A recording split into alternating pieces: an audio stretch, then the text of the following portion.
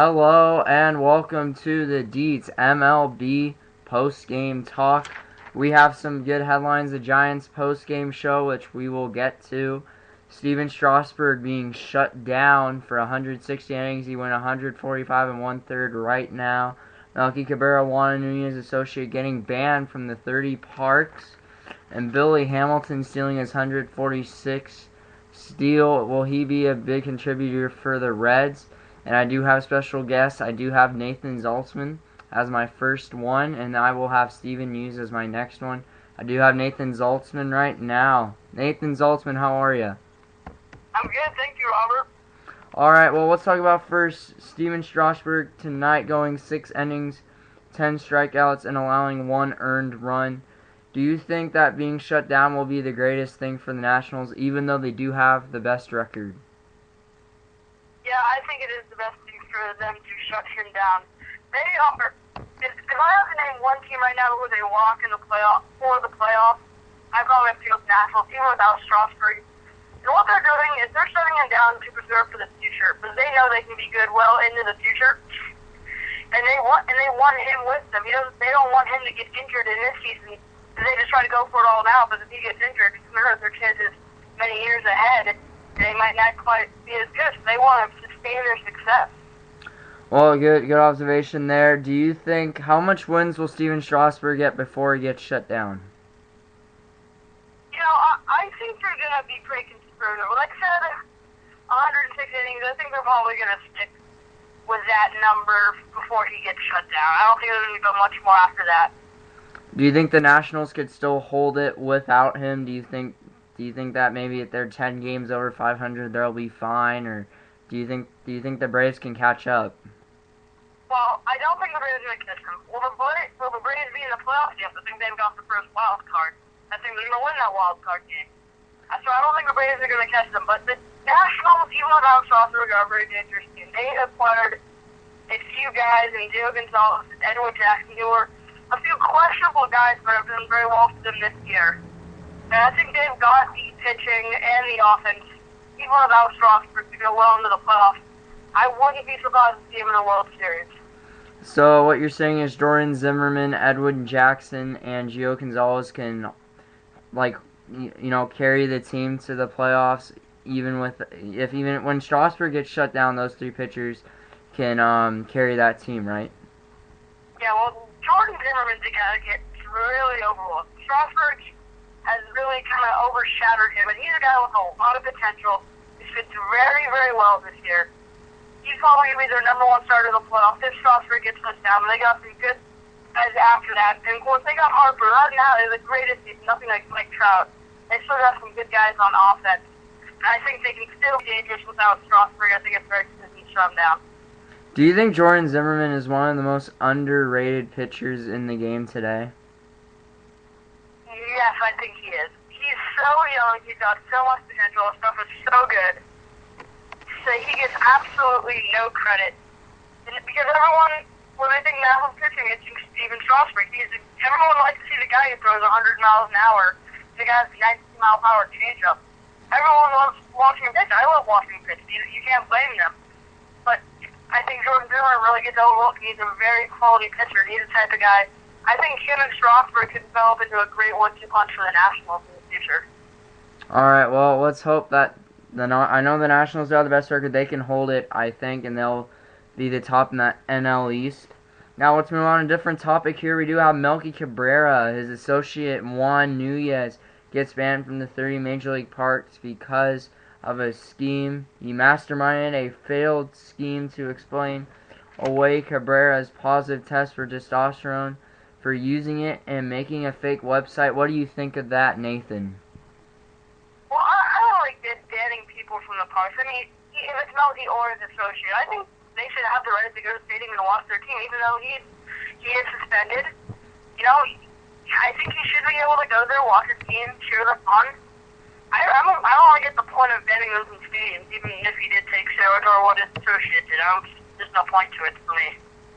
All right, well, do you think Melky Cabrera is going to be loved in SF, or no, it's just going to be like no one's going to like you, everyone's going to boo you? Well, Cabrera, I'm pretty sure, is done for this season. I'm not sure what the rules for the playoffs are for his suspension. I'm not sure if he's still on the Giants after this year. It's going to be an interesting reaction, really, because, I mean, he was by far their best hitter so far this year. It's going to be interesting to watch. I think that they'll probably won't be too harsh on him if he comes back and is still hitting, but if he comes back and can't get anything going, that's going to make a lot of Giants fans very angry, and Giants have a lot of fans, there's going to be a lot of angry people. Do you think that fake website has to do with any being hatred? Because, I mean, you've already been tested, and now you make a fake website saying, hey, I'm trying to prove myself that I did not take this drug, and it's proven that you have. Do you think that it was stupid of him to do it, or was it smart? I don't really see I don't know. It's kind of no point to me to do that. I mean, I guess it's kind of stupid. It's kind of hard to fool these big corporations like MLB into these things. It's kind of a dumb idea. I don't really see the point of any of it. Yes, and Melky Cabrera, we know we've seen suspensions. Ryan Braun has been one of those big guys, and everyone loves Ryan Braun after they didn't mean to him, but I don't know how the Giants are gonna react. Do you think that the Giants won tonight? Do you think that this can affect the Giants going forward? Do you think they don't need Melky Cabrera for this run? Well, the Giants have always got a team that historically has not had a lot of offense going for them. I mean, in 2010, they almost won entirely on pitching after you guys getting hot in the postseason. But yeah, I think it's really going to affect them. Don't get me wrong, Posey's a great hitter. But after that, I mean, they have Sandoval back, so we'll see how he returns from the injury. But after that, they don't have that much hitting. I think it's definitely going to affect them. I don't think any wildcard teams will come out of the NL West. I think it's going to be between the Dodgers and the Giants. It's going to be a fight to the death for the NL West title. No one's going to win the wild card there. Don't forget about the Diamondbacks. They haven't played that great lately. They're a dangerous team. So I think it's really going to come down to the end of the Dodgers and the Giants. It's going to be winner takes all in that division. All right, well, but let's go to the NL West, actually. Let's see this tight race between the Giants and the Dodgers. I know the Giants do get a game and a half ahead of the Dodgers. Do you think if the Dodgers win, do you think it's just going to be that last game is going to pretty much determine who wins that division? If you remember back in 2010, it really came down to that series. The Giants were playing the Padres, and I remember watching that final game when they clinched that. I think it'll be, I'm not sure it's going to be close, but I'm not sure it's going to be tied at the end, but I think it'll be within 2 games, so it will come down to the last series, and it'll be probably one of the best series, if not the best series to watch in baseball for that final week.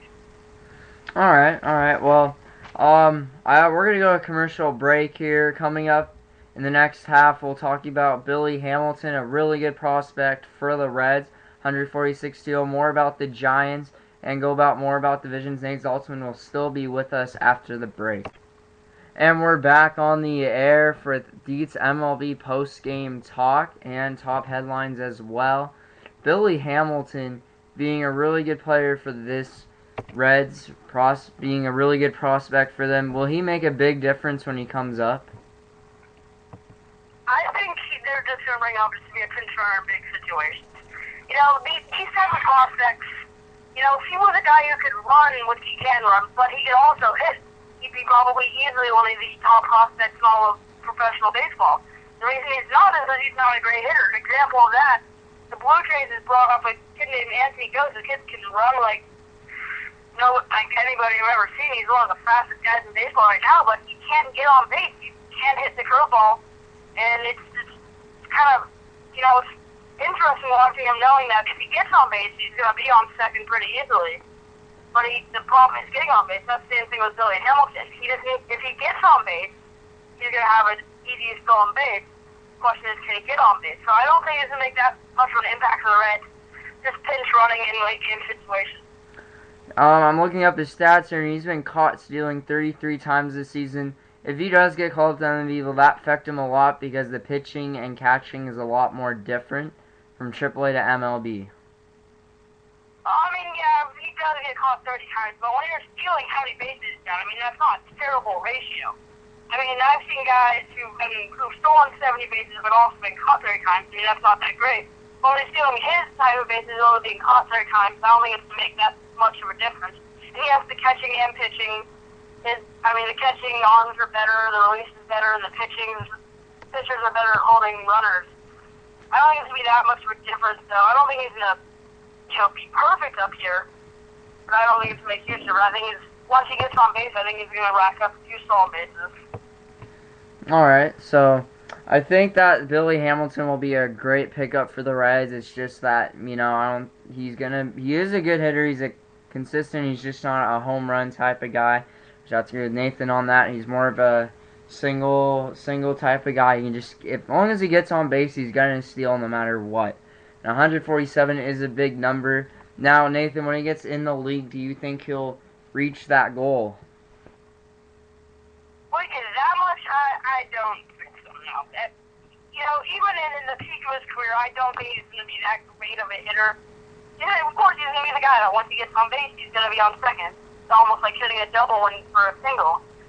But like I said, if he was a really good hitter and he hit like 290 or 300 and he's doing that in the major leagues, he's probably one of the top prospects in baseball. There's a reason why he's not one of the top prospects in baseball.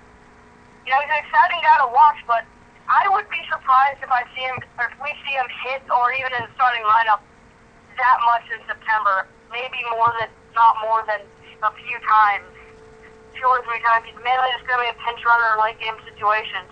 And I think he'll have a decent career if he does stay in MLB. But it'll be a guy maybe like Juan Pierre, who's always known for his speed, not for his bat. Yes, and he's more of a base stealer type of guy, which will be helpful in some situations for them. Now let's go to the Reds. Do you think the Reds are going to have a good season this year?